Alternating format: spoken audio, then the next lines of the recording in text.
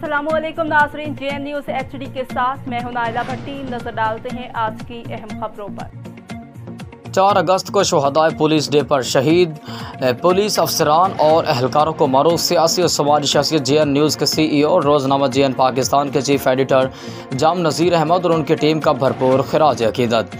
Police के उन तमाम शहीद अफसरान और अहलकारों और उनकी फैमिलियों को सलाम जिन्होंने मुल्क और कौम के लिए अपनी जान कुर्बान कर दी, लेकिन फ़र्ज़ की अदायगी से पीछे नहीं हटे। शहदा पुलिस डे के मौके पर पुलिस के उन जान निसार गाजियों को भी सलाम जिन्होंने उम्र भर की माजूरी बर्दाश्त की, लेकिन किसी दहशतगर्द के आगे नहीं झुके, बल्कि मुल्क और कौम पर आँच ही ना आने दी। पुलिस के बहादुर अफसरान और जवान हमारे मुहाफ़िज़ हैं, जिनकी बदौलत हमारी इज़्ज़तें महफूज हैं।